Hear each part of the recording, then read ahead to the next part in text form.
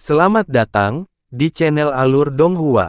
Sebelum menonton, silahkan subscribe, biar Mimin tambah semangat update-nya. Kakak ipar, kakak ipar, kakak ipar. Xia Yuanba bergegas maju seolah-olah dia gila, dan melemparkan dirinya ke bawah pedang hukuman surga.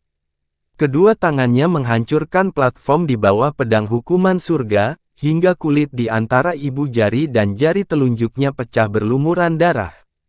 Tapi penindasan pedang hukuman surga tidak bisa digoyahkan sedikit pun bahkan jika semua kekuatan dari seluruh villa pedang surgawi digabungkan menjadi satu. Apalagi satu Xia Yuanba, bahkan 10 juta Xia Yuanba tidak akan mampu menimbulkan kerusakan sedikit pun. Wajah semua orang dipenuhi dengan keterkejutan. Mereka tidak pernah menyangka bahwa Yun Ce, yang mengalahkan murid inti dari beberapa sekte besar pada usia 17 tahun, yang menempati posisi pertama di turnamen peringkat, yang namanya mengguncang benua, akan binasa dengan cepat dalam cara yang tidak terduga seperti ini, di depan mereka tepat setelah dia mendapatkan aura yang sangat mempesona. Dan alasan kenapa dia binasa, bukanlah karena kecelakaan yang dilakukan oleh tangan iblis, tapi karena usahanya untuk menyelamatkan seseorang yang bahkan tidak pantas disebut sampah di mata mereka. Saat menghela nafas, mereka tidak tahu apakah harus memuji kesetiaannya atau menyesali perilaku bodohnya. Bagaimana bisa berakhir seperti ini? Qin Wuxiang sangat terkejut. Berdiri di sana untuk waktu yang lama dan tidak tahu harus berbuat apa, matanya semakin membesar semakin lama dia memandang. Kemuliaan dan kebanggaan dibawa ke Blue Wind Imperial City, tapi mimpi buruk terjadi begitu tiba-tiba, begitu saja. Dia mengangkat kepalanya, dan terengah-engah mencari udara. Dia merasa sangat tertekan, seolah dadanya akan meledak. Berpegang pada sedikit harapan, dia mengambil langkah yang sangat berat menuju Ling Kun, berdiri di depannya, dan bertanya tanpa kehidupan, Elder Ling, apakah mungkin untuk mengangkat pedang hukuman surga? Mungkin Yun Ce, mungkin dia. Di tengah kalimatnya, Qin Wuxiang tidak bisa lagi melanjutkan berbicara karena kesedihan. Lalu bagaimana jika mereka mengangkat pedang hukuman surga? Dalam satu serangan iblis itu, semua orang dapat dengan jelas melihat pemandangan mengerikan Yun Ce. Luka berat semacam itu, apalagi seseorang di tingkat awal dari alam mendalam roh, bahkan seorang praktisi di alam mendalam langit pasti akan mati, tanpa ada harapan bahwa mereka bisa hidup. Kata-kata Qin Wuxiang mengagetkan Xia Yuanba, yang terisak putus asa. Dia tiba-tiba melemparkan dirinya ke arah Ling Kun. Dengan suara keras, Yuanba berlutut dengan kuat di depan Ling Kun, dan meraih kakinya dengan tangannya yang baru berlumuran darah. Elder Ling, saya mohon agar Anda berbelas kasih dan mengangkat pedang hukuman surga, kakak ipar, dia tidak akan mati begitu saja, tolong, saya mohon Anda untuk menyelamatkan kakak ipar. Suara Xia Yuanba serak dan dipenuhi keputusasaan, membuat hati mereka yang mendengarnya bergetar.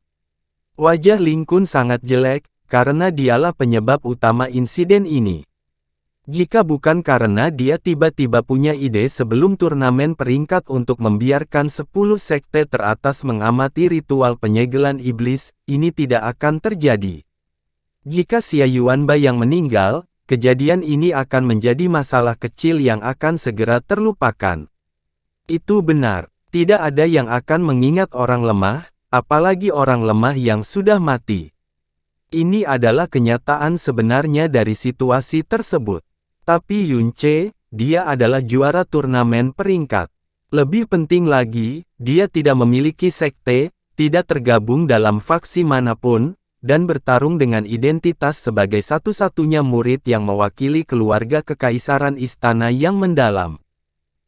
Pencapaiannya ini merangsang dan menggairahkan banyak pemuda tanpa sekte yang bermimpi menjadi orang kuat. Kegaduhan yang dia timbulkan dengan memenangkan turnamen kali ini melampaui setiap turnamen peringkat. Orang-orang di Heavenly Sword Villa tidak tahu, tapi di dalam perbatasan Kekaisaran Angin Biru, Yun Ce telah menyebabkan badai besar. Terutama di kota Kekaisaran Blue Wind, seluruh kota sudah dalam suasana perayaan, dan bersiap menyambut kembalinya Yunche. Bahkan Kaisar Angin Biru, Chang Wanhe, bersinar merah jambu karena bahagia sambil menunggu kemenangan mereka kembali setiap hari. Kontrol sempurna Yunche terhadap pedang berat, bahkan membuat Ling Kun merasa ingin membawanya ke wilayah pedang perkasa surgawi. Tapi orang seperti itu, telah binasa begitu saja. Jika kejadian ini sampai bocor, gelombang opini publik yang mengerikan yang akan ditimbulkannya, tidak akan berbeda dengan gelombang besar yang bisa mengangkat seluruh kerajaan angin biru ke angkasa. Ling Kun menarik napas dalam-dalam, dan berbicara dengan suara berat, tidak masuk akal. Penindasan pedang hukuman surga tidak bisa dilepaskan begitu saja. Formasi mendalam yang baru saja saya aktifkan memerlukan kerjasama lebih dari selusin tetua wilayah pedang perkasa surgawi dan juga membutuhkan waktu lama untuk menyelesaikannya. Kalaupun bisa dilepaskan, lalu bagaimana? Luka yang dia terima barusan, dia pasti sudah mati. Dia yang menyebabkannya sendiri, kalian semua harus menyerah saja. Setiap kata yang diucapkan Ling Kun adalah kebenaran dan semua orang setuju. Bahkan di dalam formasi penekan jiwa perkasa surga, iblis ini masih mampu melepaskan kekuatan besar di tingkat alam kaisar yang mendalam. Satu serangan itu bukanlah sesuatu yang mungkin bisa ditahan oleh Yunche. Ketika mereka melihat luka yang diterima Yunche di bawah satu telapak tangan itu telah menyebabkan seluruh tubuh mereka gemetar. Jenis cedera seperti itu, jika dilakukan pada orang lain, bahkan jika mereka memiliki segudang pelet spiritual dan ramuan ajaib, tetap mustahil bagi mereka untuk bertahan dari hal itu. Bahkan dalam skenario optimis, bahkan jika dia tidak mati dan hanya memiliki satu hembusan udara tersisa, dia masih berada dalam genggaman iblis yang terprovokasi dan menggila. Bagaimana mungkin dia masih hidup? Bahkan dalam skenario paling optimis sekalipun, bahkan jika iblis itu memutuskan untuk tidak membunuhnya, dan dia secara ajaib tetap hidup, penindasan pedang hukuman surga hanya dapat dilepaskan setiap 20 tahun sekali. Karena kekuatan iblis yang besar, bahkan tanpa makan dan minum selama 100 tahun, dia tidak akan mati. Namun pada level Yunche, 1 hingga 2 bulan adalah batas maksimum. Setelah itu, dia akan mati kelaparan dan kehausan. Tidak peduli apa, Yunche pasti akan mati. Qin Wuxiang menghela nafas, menutup matanya, saat hatinya dipenuhi kesedihan.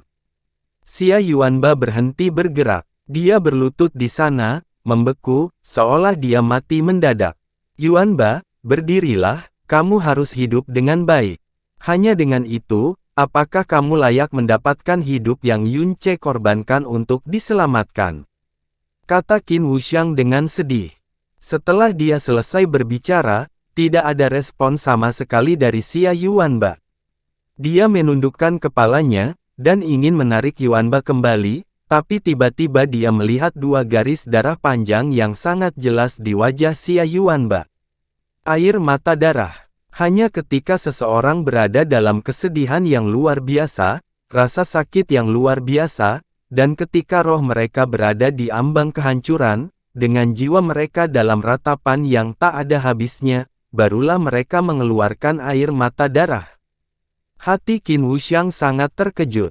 Pada saat ini, dia bisa memahami bahwa dia terus-menerus meremehkan ikatan dan perasaan Yunche dan Xia Yuanba. Dia tidak akan tahu bahwa ketika pembuluh darah Yunche yang dalam lumpuh, Yunche menderita karena kedinginan dan ejekan yang ekstrim dari orang lain. Selain kakek dan bibi kecilnya, hanya Xia Yuanba yang terus-menerus berdiri di sampingnya, menyemangati dan menghiburnya, berkali-kali bertempur hingga berlumuran darah melawan orang-orang yang mengejeknya.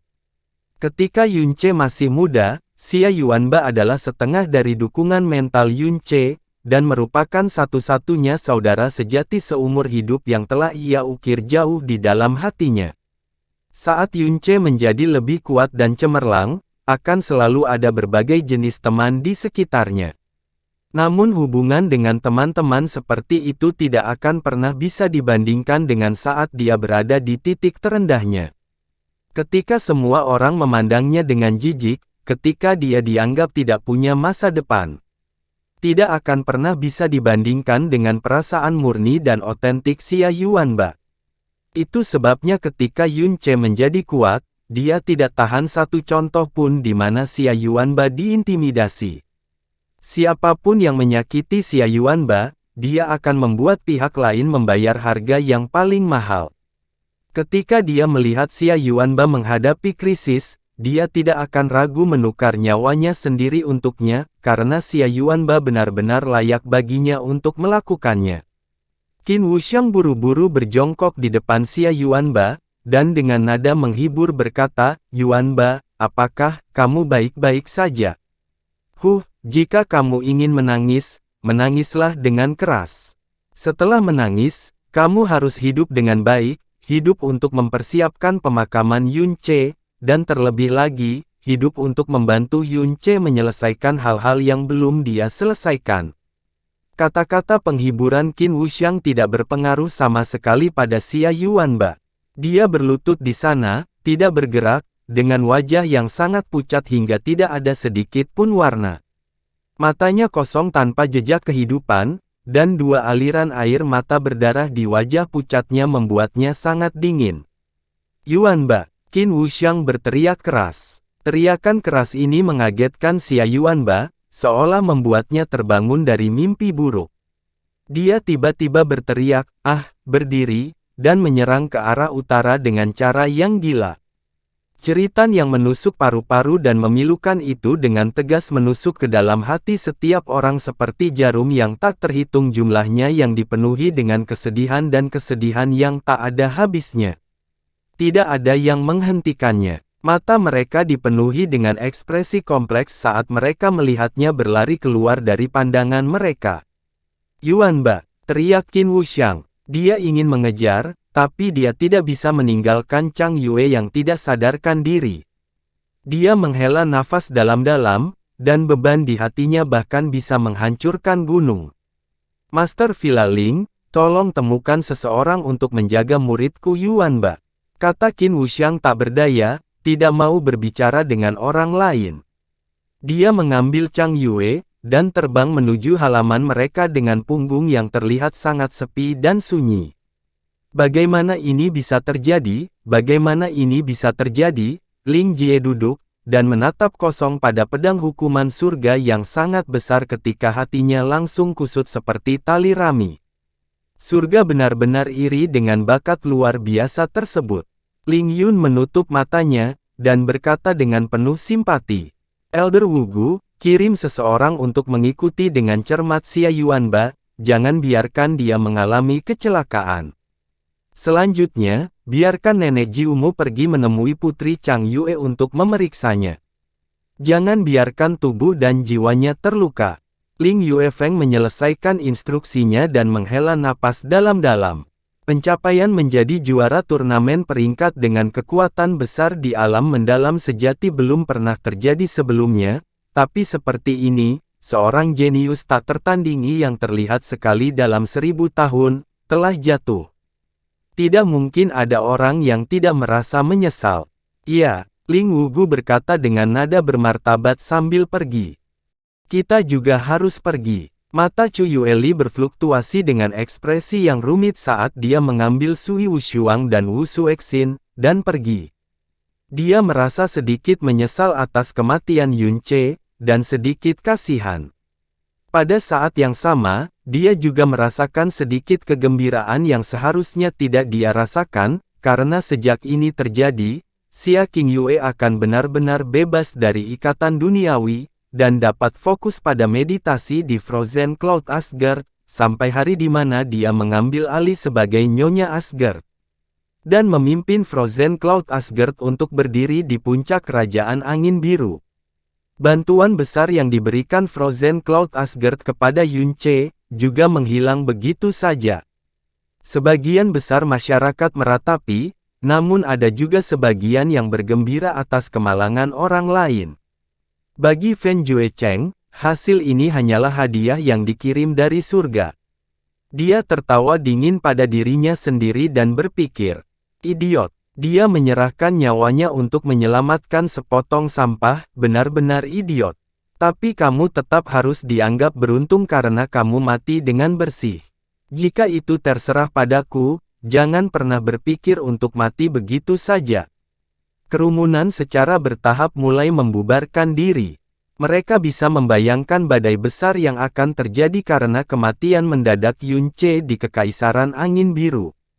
Ling Kun berdiri di tempat aslinya dan melihat pedang hukuman surga. Dia dengan erat mengernyitkan alisnya sambil merenung, aneh. Setelah Yun Ce memasuki formasi penekan jiwa perkasa surga, kekuatan yang dilepaskannya jelas tidak melemah dibandingkan dengan apa yang dimilikinya sebelum dia masuk. Mengapa dia tidak terpengaruh oleh formasi penekan jiwa perkasa surga? Apakah karena suatu keadaan khusus, atau mungkin karena formasi penekan jiwa perkasa surga memiliki celah? Tapi orang itu sudah mati. Tidak ada gunanya jika dia terus memikirkan hal-hal ini. Dengan mengibaskan lengan bajunya, dia menjadi aliran cahaya dan menghilang dari teras manajemen pedang. Apa katamu? Apa katamu? Ketika Chu Yueli menceritakan kejadian lengkap jatuhnya Yun Ce kepada Xia Qingyue, bahkan tanpa mendengar jawaban Xia Qingyue, dia malah mendengar suara gemetar Chu Yuechan yang mirip dengan daun teratai ditiup angin kencang. Chu Yuechan berdiri, dan roh es di sekujur tubuhnya menjadi histeris. Chu Yueli memandangnya dengan ekspresi bingung. Karena tidak mengerti, dia bertanya, kakak perempuan, ada apa? Kamu bilang, dia mati. Pada saat ini, suara Chu Yuechan lemah seolah melayang dari awan. Bulu mata, tatapan, roh es, dan seluruh tubuhnya, menggigil dan gemetar. Chu Yueli terkejut. Dia memahami kakaknya lebih baik dari siapapun di dunia ini. Praktis tidak ada apapun di dunia ini yang dapat menggoyahkan hatinya. Tapi sekarang, perasaannya jelas-jelas di luar kendali, dan benar-benar di luar kendali. Dari semua ingatannya, ini adalah pertama kalinya. Dia mengambil beberapa langkah ke depan, berdiri di depan Chu Yuechan, dan dengan cemas bertanya, kakak perempuan, apa yang terjadi? Kamu tidak akan salah dengarkan. Saya bilang orang yang meninggal adalah Yun Ce. Dia mencoba menyelamatkan Xia Yuanbai yang datang bersamanya, dan mati di tangan iblis. Mayatnya juga bersama iblis, tertindas di bawah teras manajemen pedang. Chu Yueli belum selesai berbicara, namun Chu Yuechan telah terbang keluar, meninggalkan hembusan angin dingin yang tiada tandingannya. Kakak perempuan, seru Chu Yueli, dan buru-buru mengejarnya. Sui Wushuang dan Wu Suexin saling memandang, tidak tahu harus berbuat apa. Adapun Xia Qingyue, dia duduk di sana tanpa bergerak. Tatapannya bahkan lebih diam, tanpa sedikit pun warna dan fokus saat dia melihat ke depan. Bahkan pernapasan dan detak jantungnya telah berhenti total. Dalam sekejap, seluruh tubuhnya telah menjadi patung es yang tak bernyawa. Chu Yuechan terbang ke langit dan terbang dengan cepat dengan sepasang mata indah yang berkabut namun tanpa ekspresi. Seolah-olah dia telah kehilangan jiwanya, dia tidak menanggapi sedikit pun teriakan mendesak dari Chu Yueli. Pada akhirnya, dia mendarat di teras manajemen pedang, dan berdiri di depan pedang hukuman surga yang besar itu. Dia melihat bentuk pedang yang tinggi dan tegak itu, dan aura yang tak terbatas seperti laut.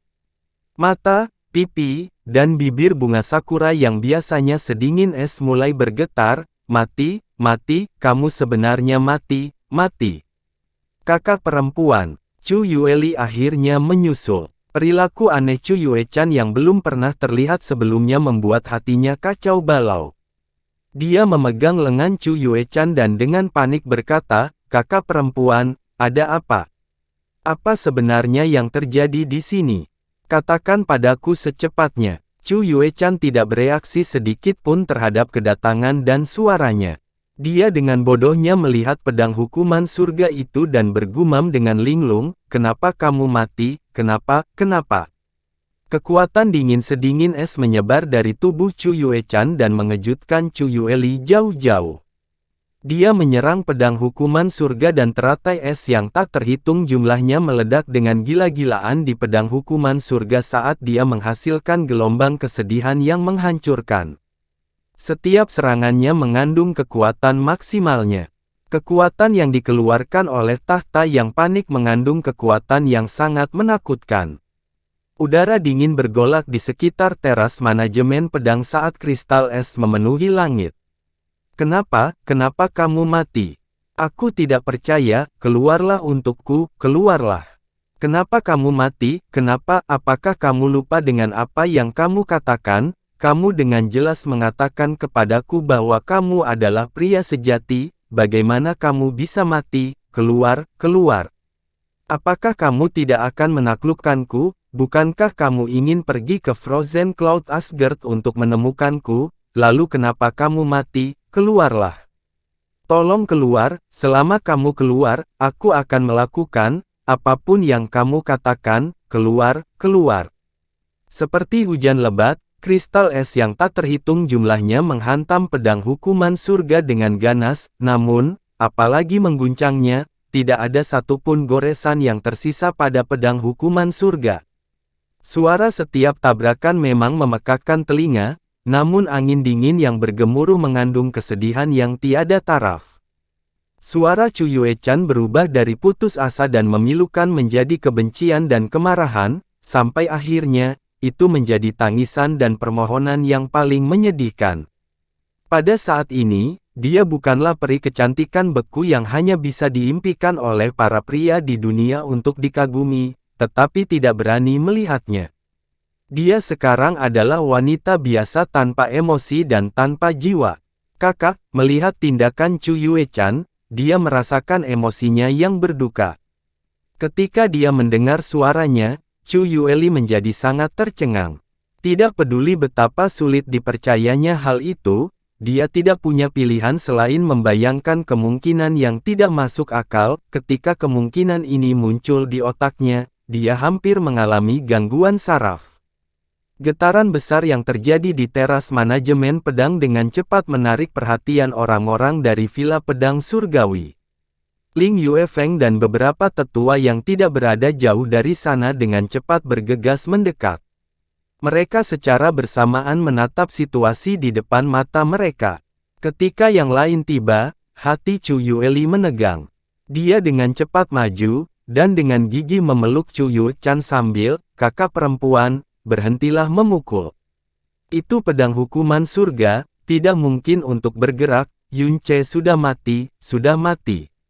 Tubuh Chu Yuechan menegang dan tiba-tiba menghentikan semua gerakannya, kata-kata Chu Yueli seperti pukulan terakhir yang mengubah harapan terakhirnya menjadi keputusasaan total. Garis-garis panah berdarah menyembur keluar dari mulut Chu Yuechan ke pedang hukuman surga. Matanya terpejam, dan seluruh kesadarannya berubah menjadi keputusasaan saat seluruh tubuhnya perlahan jatuh ke belakang.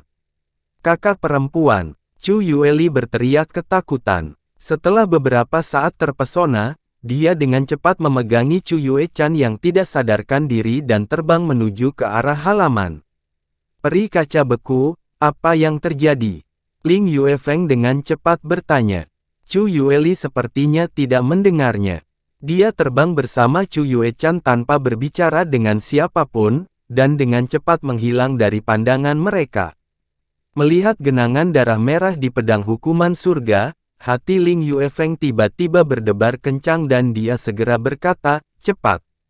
Segera setelah Nenek Jiumu menyembuhkan Putri Chang Yue, suruh dia pergi ke halaman tempat tinggal peri kecantikan beku."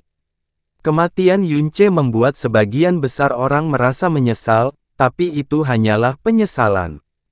Namun, kematiannya yang memicu serangkaian reaksi berantai adalah sesuatu yang tidak pernah terpikirkan oleh mereka. Chu Yuechan melebih-lebihkan dirinya sendiri. Dia awalnya berpikir bahwa pengikatan Yun Ce yang salah membuatnya terbatas dan tidak berdaya. Dia percaya dengan temperamennya, dia bisa sepenuhnya memutuskan semua emosi tentang Yunce. Dia percaya bahwa alasan awalnya datang ke Villa Pedang Surgawi adalah untuk menemui Yunce untuk terakhir kalinya, menyelesaikan semua rasa terima kasih dan kebenciannya, dan kemudian menyingkirkan segala pikiran duniawi. Tapi dia benar-benar tidak memahami dirinya sendiri, dan benar-benar tidak memahami perasaan kewanitaannya. Di alam ujian Dewa Naga, 5 bulan berpelukan erat, 5 bulan dirawat, 5 bulan dia selalu berada di hadapannya dan mengalahkan semua yang beresiko pada tubuhnya, 5 bulan lebih tepatnya berada di hadapannya. Memar dan bekas luka daripada dia menerima memar sekecil apapun, semua itu, sudah cukup untuk meluluhkan hati batu wanita manapun. Apalagi, Chu Yue-chan, yang tidak pernah berhati batu. Di dunia ini, selain orang mati dan mayat hidup, tidak akan pernah ada orang yang benar-benar tanpa emosi. Dia kebetulan tinggal di dalam Frozen Cloud Asgard yang sedingin es, dan emosinya dibekukan oleh lingkungan dan seni mendalam sektenya. Namun, ketika emosi beku ini dilepaskan setelah mencair, gairah membara yang muncul akan jauh melampaui orang biasa, dan jauh melampaui imajinasinya sendiri.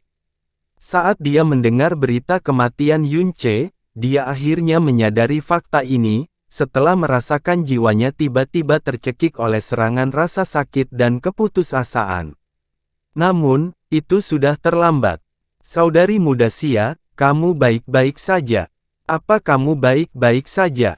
Sui Wushuang dan Wu Suexin menemani Xia Qingyue di sisinya dan bertanya dengan penuh perhatian. Karena setelah mendengar berita kematian Yunce, Xia Qingyue praktis kehilangan jiwanya, dan hanya menatap ke depannya tanpa bergerak untuk waktu yang lama. Mereka awalnya berpikir alasan mengapa dia menikahi Yunce adalah untuk membayar hutang budi dan memenuhi keinginan ayahnya. Mereka tidak berpikir dia akan memiliki perasaan apapun terhadapnya, dan berpikir bahwa meskipun dia mendengar berita kematiannya, dia akan merasa sedikit menyesal. Namun, reaksi Xia Tiyue saat ini benar-benar melampaui harapan mereka. Di bawah teriakan mereka yang tak henti-hentinya, mata indah Xia Qingyue akhirnya terfokus. Dadanya yang menjulang tinggi mulai bergerak naik turun dengan keras untuk waktu yang lama, sampai dia dengan lembut menggelengkan kepalanya, aku baik-baik saja. Dia perlahan berdiri. Gerakannya kaku, seperti boneka. Saat dia berdiri, kakinya terhuyung dan dia hampir terjatuh ke tanah. Sui Wushuang dan Wu Suexin segera mendukungnya dengan mata penuh perhatian dan kerumitan. Apa yang guru katakan, apakah semuanya benar? Xia Qingyue membuka mulutnya dan bertanya dengan suara seringan asap. Keduanya mengangguk secara bersamaan dan Sui Wushuang berkata, demi menyelamatkan adikmu, dia mendorong adikmu kembali dan secara pribadi mendarat ke tangan iblis. Dengan satu telapak tangan iblis, tubuhnya praktis ditembus dan dia langsung mati. Bahkan mayatnya, ada bersama iblis. Jangan katakan lagi. Warna kemerahan terakhir di wajah Xia Qingyue akhirnya memudar sepenuhnya dan menjadi sangat pucat seolah-olah dia jatuh sakit parah. Dia memegang ujung gaunnya dengan kedua tangannya dan masing-masing jari halusnya yang seperti batu giok pucat pasi. Perasaan putus asa dan ketidakberdayaan memenuhi seluruh tubuhnya, dan hatinya terasa seperti ditusuk oleh jarum yang tak terhitung jumlahnya yang lebih menyakitkan daripada kematian. Bagaimana bisa seperti ini? Apakah karena aku benar-benar tidak memenuhi syarat untuk menjadi seorang istri? Kenapa aku tidak memilih untuk pergi ke teras manajemen pedang bersama-sama? Dia bergumam dalam hatinya dan dengan lembut mengabaikan tangan kedua orang yang mendukungnya. Dengan langkah ringan, dia perlahan maju. Dengan tatapan tanpa ekspresi, dia berkata, saya ingin pergi sendiri, ke teras manajemen pedang. Sui Wushuang dan Wu Suexin saling memandang dan melihat ekspresi aneh di wajah masing-masing.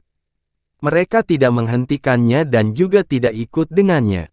Mereka tertinggal jauh di belakang Xia Qingyue. Wu Xuexin dengan ringan menghela nafas, sepertinya, para tetua tidak salah tentang ini. Emosi antara pria dan wanita, kami benar-benar tidak bisa menyentuhnya, itu terlalu berbahaya. Ini mungkin bisa menjadi iblis batiniah di dalam hati saudari junior Xia. Sui Wushuang berkata, saya tidak pernah berpikir bahwa junior sister Xia akan benar-benar mengembangkan perasaan terhadap Yunce itu. Tapi ini bagus juga. Begitu Yunce meninggal, akar emosi yang seharusnya tidak dia miliki, harus benar-benar terputus. Setelah meninggalkan halaman, Xia Qingyue berjalan terhuyung-huyung beberapa saat. Dia tiba-tiba melihat sosok Xia Yuanba di depan matanya. Dia menundukkan kepalanya dan secara mekanis berjalan maju seperti zombie. Di wajahnya, tergantung 2 garis bekas darah yang belum kering. Ketika Xia Tiyue melihatnya, dia juga melihat Xia Tiyue. Setiap kali dia melihatnya di masa lalu, dia akan berlari ke arahnya dengan wajah penuh kegembiraan dan berteriak, "Kakak perempuan." Namun kali ini, wajahnya hanya menunjukkan ketakutan, saat dia mundur dengan panik. Dia meraung dengan suara rendah, lalu berbalik untuk berlari. Yuanba, tatapan Xia Qingyue bergetar, lalu dia terbang mengejarnya. Dia mendarat di depan Xia Yuanba, dan Xia Yuanba menghentikan langkahnya. Kedua tangannya menghalangi bagian depannya, dan berteriak dengan suara kasarnya, jangan kemari, jangan mendekatiku. Yuanba, apa yang terjadi padamu? Kemunculan Xia Yuanba saat ini membuat hati Xia Qingyue semakin sakit. Dia tahu bahwa karena kematian Yunce, orang yang paling patah hati pasti adalah Xia Yuanba. Dia tidak hanya harus menanggung rasa sakit di dalam hatinya, dia juga memiliki rasa bersalah dan penyesalan yang jauh lebih menyakitkan. Jangan mendekatiku. Xia Yuanba terjatuh kembali saat air matanya mengalir keluar. Saya sudah membunuh kakak ipar, saya tidak ingin membunuh kakak perempuan juga. Aku mohon padamu, jangan datang, jangan dekati aku. Yuanba, jangan seperti ini. Itu bukan salahmu. Tidak, aku yang salah. Aku yang salah. Xia Yuanba berlutut di tanah dan menangis dengan sedihnya, akulah, si sampah, yang membunuh kakak ipar, itu semua adalah aku, itu semua adalah aku, kenapa bukan aku yang mati, kenapa aku tidak bisa meninggal lebih awal? Hahaha. Dia menangis kesakitan dan mengangkat tinjunya untuk memukul kepalanya sendiri dengan kejam. Setiap serangan sangat berat. Xia Tiyue maju selangkah, Yuanba, jangan kemari. Xia Yuanba dengan panik mencoba melarikan diri ke belakang dengan kedua tangan menghalangi di depannya. Air mata mengalir deras di wajahnya, suaranya kasar dan penuh kesedihan. Kamu adalah kakak perempuanku, kerabat dekatku. Kakak ipar adalah saudara laki-laki saya dan juga kerabat dekat saya. Kakak ipar menjadi semakin kuat dan berubah menjadi seseorang yang saya kagumi. Dia membawaku, sampah ini, ke istana mendalam Blue Wind yang aku dambakan siang dan malam dan dibawa ke turnamen peringkat Blue Wind yang aku bahkan tidak berani memimpikannya. Saat aku diintimidasi, tidak peduli seberapa kuatnya lawannya adalah, dia akan dengan kejam menghajar lawannya dan membuat mereka tidak berani menindasku lagi. Saya tanpa rasa takut menikmati semua yang dibawakan oleh kakak ipar. Kemuliaannya juga kemuliaanku karena dia adalah kakak iparku yang paling intim, tapi apa yang kulakukan untuk kakak iparku? Apa yang kulakukan? Aku membunuh kakak iparku, aku membunuh kakak iparku, ahahaha, aku sampah yang lebih rendah dari anjing. Yuanba, Xia Qingyue menggigit bibirnya dan tidak tahu bagaimana menghibur Xia Yuanba, yang semangatnya sangat hancur saat ini. Rasa sakit Xia Yuanba berlanjut dalam waktu yang sangat lama saat dia menangis seperti anak kecil yang putus asa. Air matanya yang tak henti-hentinya dengan cepat membasahi sebagian besar tanah. Xia Qingyue tidak banyak bicara lagi, dan diam-diam melihatnya menangis kesakitan tidak masalah, setidaknya dia bisa menghilangkan sebagian rasa sakit dan kesedihan di dalam hatinya. Suara angin bersiul di udara. Setelah beberapa waktu berlalu, Xia Yuanba akhirnya menghentikan tangisannya yang menyakitkan, dan perlahan-lahan, isak tangisnya mulai menghilang juga. Dia berlutut di tanah dengan rambut tergerai. Setelah tenang untuk waktu yang lama, dia perlahan berdiri dari tanah dan tiba-tiba berkata dengan lembut, "Kakak perempuan, aku pergi." "Pergi? Kemana kamu pergi?" "Kembali ke rumah." "Tidak, aku tidak akan pulang ke rumah. Aku tidak punya wajah untuk kembali ke rumah." Xia Yuanba tersenyum pahit, "Bahkan jika sampah sepertiku kembali ke rumah, aku harus hidup di bawah perlindungan ayah. Mungkin akan ada suatu hari, di mana aku akan menyebabkan ayahku mati juga. Aku tidak ingin menjadi sampah lagi. Saya tidak ingin membunuh orang dekat di samping saya lagi. Aku harus pergi, aku harus mencari kekuatan yang tidak akan membuatku menjadi sampah lagi." Xia Yuanba mengangkat tangannya dan menghapus air mata dari wajahnya. Kemudian, dia dengan tegas memperlihatkan senyuman, "Kakak perempuan, jangan khawatirkan aku. Saya berjanji kepada Anda bahwa saya tidak akan mati.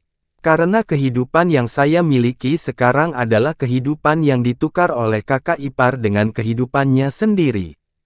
Tidak peduli apapun yang terjadi, aku tidak akan membiarkan diriku mati.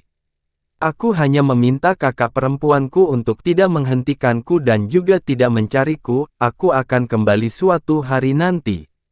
Tunggu hari di mana aku kembali, saat aku akan menggunakan kekuatanku sendiri untuk melindungi kakak perempuan, melindungi ayah, melindungi semua orang yang ingin aku lindungi." Xia Yuanba pergi, langkahnya sangat lambat, tetapi sangat tegas dan tak tergoyahkan.